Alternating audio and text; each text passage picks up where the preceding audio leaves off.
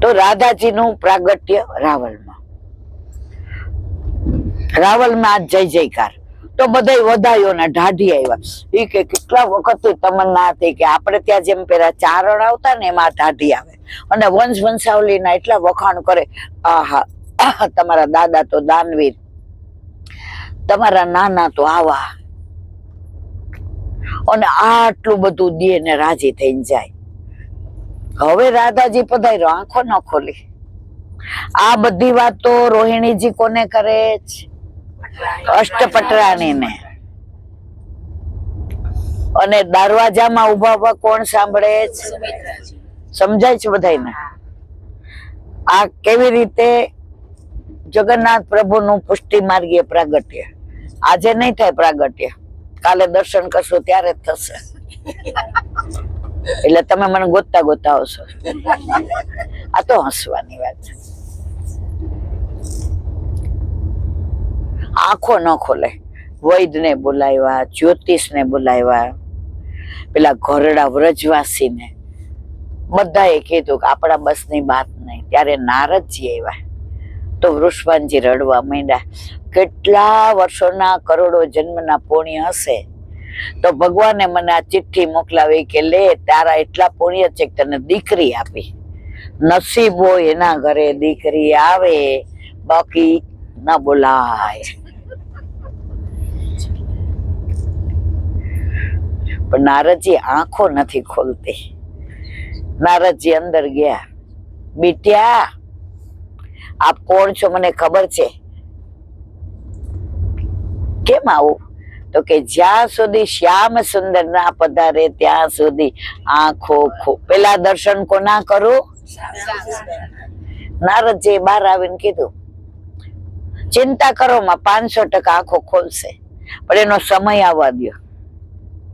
હવે 2 વર્ષ પછી નંદ બાવાને ત્યાં નંદ ઉત્સવ થાય ને મંજીલરા વાગે ને કીચ મચે ને ચારે બાજુ તમે જુઓ તો આનંદ, નંદ ઘેર આનંદ ભયો. અને કીર્તિજીએ કહ્યું, સાંભળો છો રાધાના બાપા, આપણા નંદ બાવાને ત્યાં લાલો કેટલા વર્ષે આવ્યો, એ જબલું ટોપી લઈને આવ્યા હતા, આપણે જવું પડે ને. તો કે આ બીટી આંખો નથી ખોલતી, એને લઈને કેમ જાશું? એ કે હું તેડી લઈશ ને, મારી જાન છે. કેટલાય બધા જબલા ને ટોપી ને હીરા ને મોતી ને માણેક ને લઈને આવ્યા. યશોદાજી ને રોહિણીજી જઈને ભેટી પડ્યા. આ રાધા કેવી નસીબદાર, બરસાનામાં આવી અને તરત મારા ઘરે લાલો આવ્યો, લાવો લાવો લાવો. તો ઠાકોરજીને ઉતાવળ થઈ ગઈ કે હવે ક્યારે આ બધા વાતોમાં. હવે પલનું એક. ત્યારે રોહિણીજી જે સમજાવતા હતા એટલે કે તરત મેં એમ કીધું, ભલે ને પલનું એ કર્યું, 2 નાના છે ને, કાનાની બાજુમાં રાધાને પોઢાડી દો. પેલા આપણે ઘોડિયા હતા અને નણંદ બણંદ આવે ને તો 1 ઘોડિયામાં 2 ઘોડિયા બાંધતા. તમે કરતા એવું? અમે કરતા. તો 2 ને હારા જેવા જો 2 એક બાજુ માથું ન રખાય, એક આડું, એક બાજુ પગ ને. તો ઠાકોરજીના ચરણ રાધાજીને ઓઈડા અને આંખો ખોલી અને નંદ બાવા ને વૃષભાનજી ને કીર્તિજી ને જે રાજી થયા, જે પ્રસન્ન થયા કે તમારા ઘરે લાલો કેવો નસીબદાર કે મારી રાધાએ આંખો ખોલી. રાધાજી કે આંખો ખોલવી જ નહોતી, આના દર્શન કરીને જ તો અષ્ટપટરાણીઓ તો ન બોલે, ન ચાલે, નહીં જોડ. હવે આ વાતો કરતા કરતા તો 1.5-2 કલાક થઈ. સુભદ્રાજી તો આમ જડાઈ ગયા, મારો ભાઈ આવા રાધાજી માં વાત કરે છે તો સ્વરૂપ સામે આવે છે. હું દોડીને વ્રજમાં જાઉં, જોઈ આવું, દર્શન કરી આવું.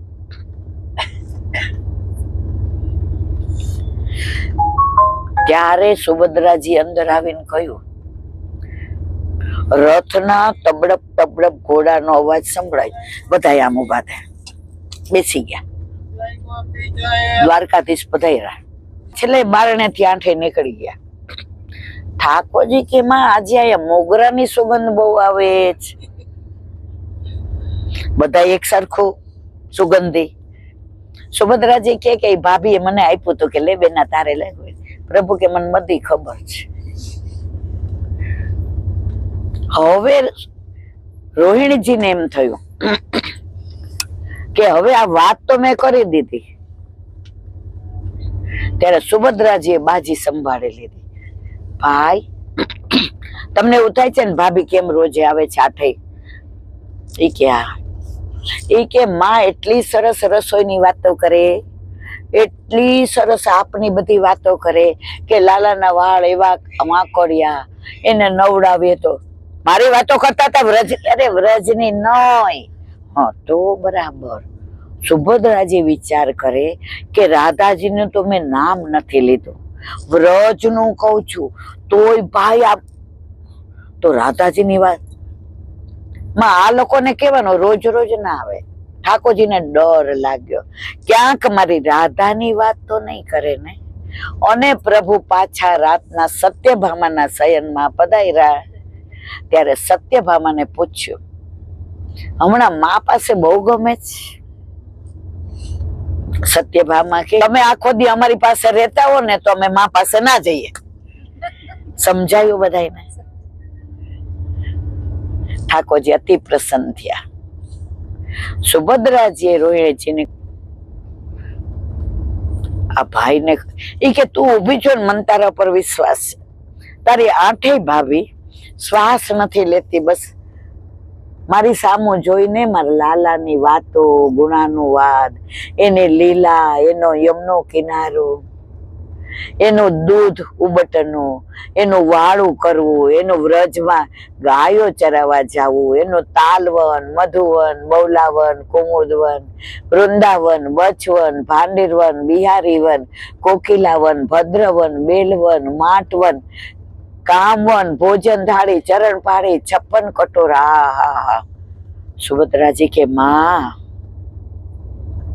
આ ભાઈ હમણાં જ ગયા છે, હવે આનાથી વધુ ધારણ કરવાનું મારું સામર્થ્ય નથી. માં હવે કાલે ભાભી આવે ને એટલે રાધાજીની વાતો કરજો. એટલે આપણે પણ હવે રાહ જોઈએ.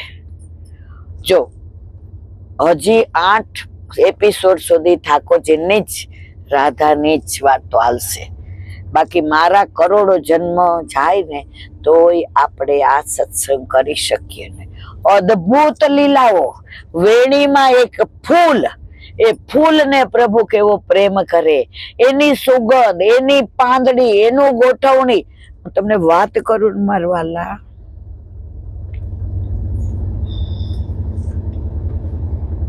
પણ આપણી પાસે સમય નથી, નહીતર હું તમને આખો દિવસ ને રાત એ જ વાતો કરું.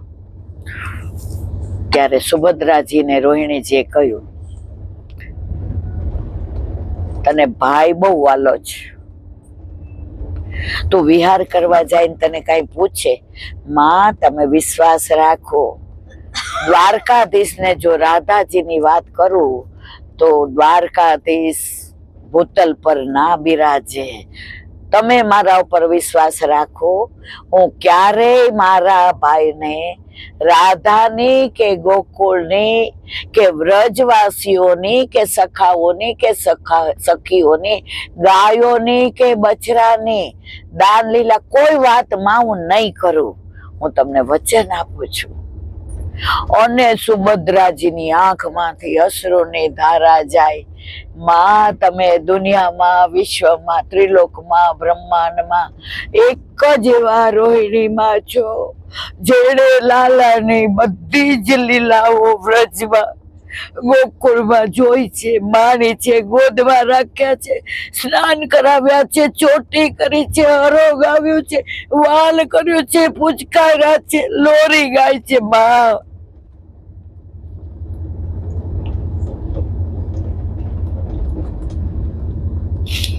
તમે બધી વાતો માં અમને ધીરે ધીરે કહેજો, ત્યાં સુધી અમે આ દુનિયામાંથી જઈએ નહીં.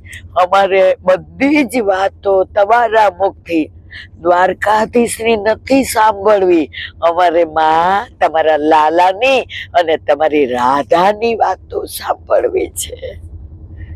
અને તરત અવાજ આવ્યો દ્વારકાધીશના ઘોડાના રથનો. સુભદ્રાજીએ મુખ વખારી લીધું. જળ લઈ લોટો લઈ અને દ્વારકાધીશને દેવા ગયા. કેમ બેના આજે આટલો પ્રેમ?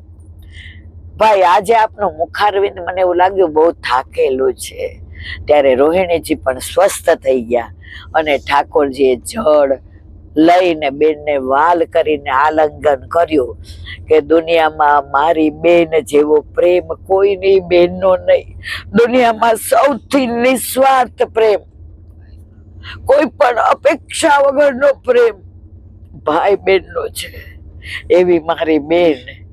ત્યારે સુભદ્રાજીએ મનમાં કીધું કે અમને આ બધી વાતો રોહિણીમાં કહે પણ આપને ખબર ના પડે, નહીતર આપને થશે કે અમે વિશ્વાસઘાત કર્યો છે. પણ અમારે રાધાજીને જાણવા, અમારે રાધાજીનું બધું સાંભળવું છે. અને ત્યાં રોહિણી માએ અંદરથી બૂમ પાડી, લાલા આઈ ગયો ક્યાં? અને પ્રભુ અંદર પધાર્યા. હવે બાકીનું બોલો વલ્લભા